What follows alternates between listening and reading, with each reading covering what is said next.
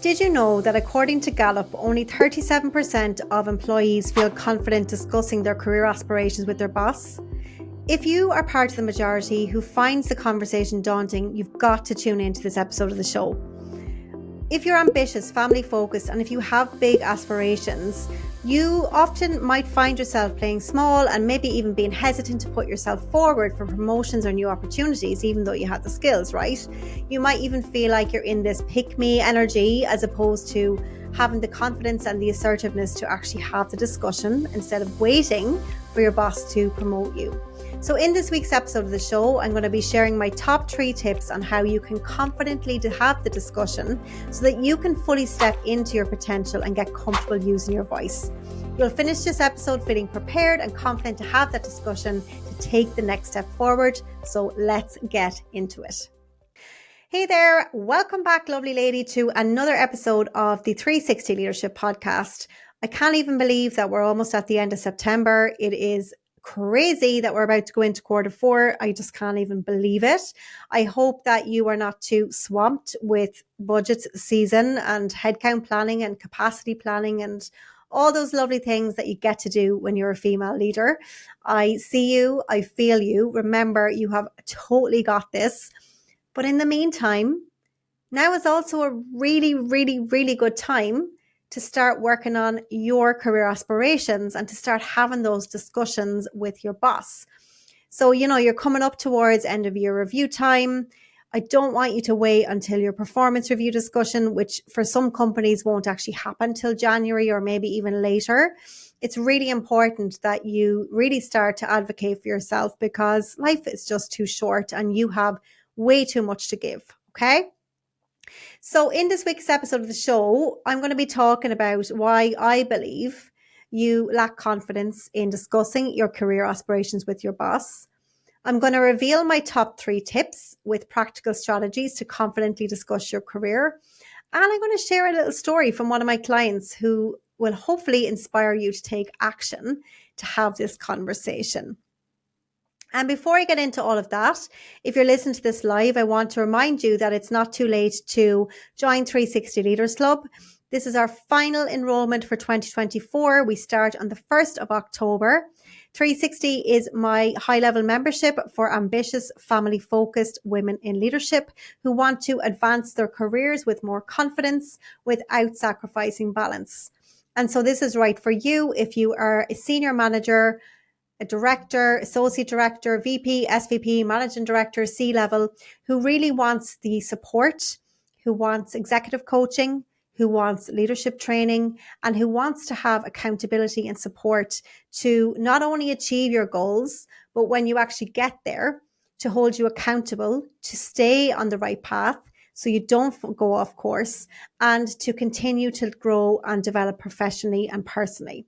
So if that sounds like something that you want, you can apply at 360leadersclub.com/apply, or you can book a call with me. The link will be below in the show notes where we can have a discussion and just see if it's a good mutual fit, because obviously, like, if you're going to invest in yourself, you've got to be sure that it's right for you. So I can listen to, I suppose, what you're working towards, listen to you and understand your blocks. And then we can map out your personalized strategy to advance your career with more confidence and see if we're a good fit to work together. So I'd love to chat. Just, you can book a call at the link below, or you can send me a DM if you're listening to this live and we can have a chat. So all of that aside, I wanted to kind of share what prompted me to record this episode of the show.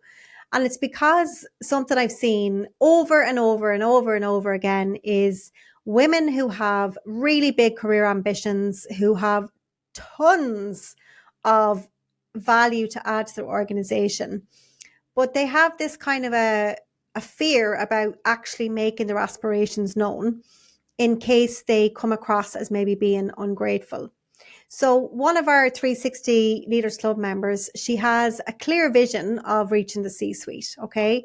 And she wasn't quite sure if the timing was right, if it was right time to bridge the discussion with her boss, because the business was quite volatile. There was lots of stuff happening in the business. She was working on a big project. She was under-resourced, all of the things. Her boss was stressed, and she was kind of going, no, it's really, really not the right time. She knew that she wanted to progress. She had personal reasons for wanting to change roles. And she had lots of uncertainties. She didn't want to rock the boat, but she came to one of our coaching calls and she knew she needed to set some boundaries with her boss as well and really take a bold step. So I was able to support her, as were some of the ladies in the group who'd been in similar positions. And she decided to take a bold step forward and actually share her aspirations with her boss, despite her discomfort, despite thinking that it wasn't the right time. Okay. Now, this conversation really wasn't just about expressing her ambitions. It was a strategic move towards achieving her destiny. She had these desires for so long and she was waiting for the right time. And what she learned afterwards is that honestly, there's never a right time to do this. And by communicating your desires openly and confidently, just like my client did, you're going to set a clear path forward for yourself. So I'm just reading a couple of messages that she had said. She had said, "Thank you, Lucy and the girls on the coaching call, for encouraging me more about my desires. The universe created an opportunity with my boss and I spoke up. I shared my dream. We talked about possibilities, albeit limited now, but at least he knows. It was a big relief. Thank you." One of our other ladies then, because of the momentum, she proactively set up a one-to-one with her boss to address some communication issues that were really bothering her and her team. And it went really well, which gave her the confidence, and then she set boundaries. So I want you to know that, when you come to coaching calls with me, this is the beauty of it. Sometimes you'll come and you'll have a very clear challenge you want support with. And sometimes you'll come just for the vibes, right? You'll come just to learn from other people. And the beauty that happens is that when you see one person taking action on something, it inspires and motivates you to do the same. Because every week in 360, we celebrate wins in the community. And you don't want to be the only one who hasn't taken action. You don't want to be the only one. So just with the kind of group support, it's just so cool to watch the ladies support each other.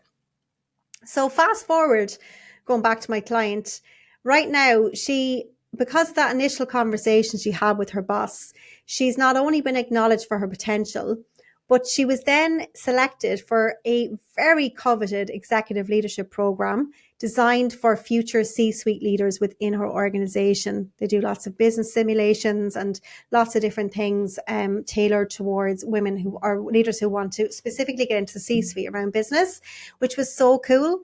And this recognition not only boosted her confidence, but it also really solidified her certainty about her future career path.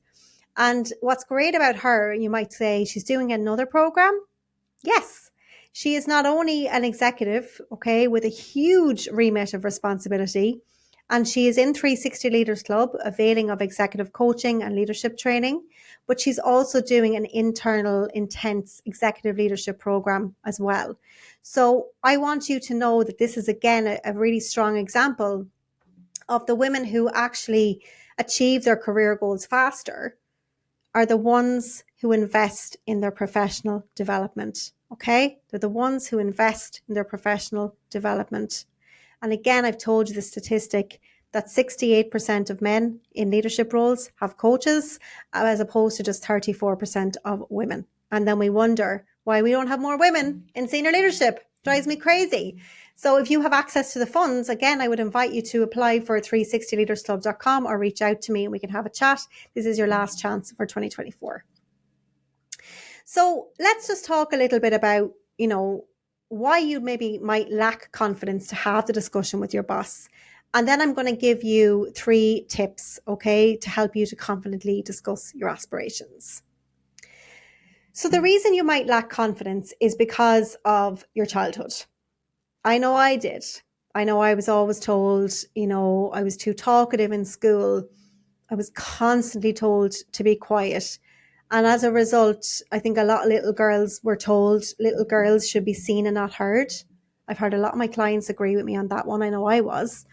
And as a result, I thought that what I had to say didn't really matter. and that my job as a good little girl was to serve other people and do as I was told. Because as a child, when I did that, it kept me safe. But I want you to know that you're an adult now. You're not a little girl anymore, and they're not going to bite. Okay? They're not going to actually physically bite you. You are safe. So it's my invitation for you would be to really try to move from the energy of being a little girl and really step into that proper leader, that woman who is honestly, she's bursting to get out. If this is landing with you right now, I want you to know that this is coming from above. This is a message direct from your guardian angels, your spirit team, God, whatever you want to call them. If you're feeling this in your body, I want you to know that you've got to take action, okay? You do not have to wait anymore.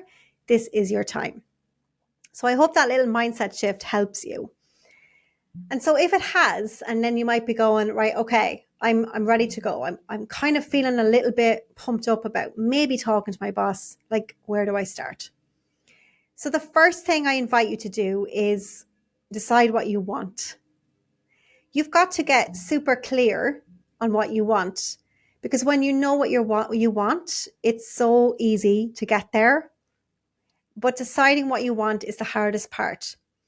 And I used to make the mistake of thinking that there was a natural career path for me, and that if I just worked really, really hard, somebody else was going to tell me what to do and they would offer me the opportunity. But it's not how successful people operate. Successful people, they put the destination in the sat nav.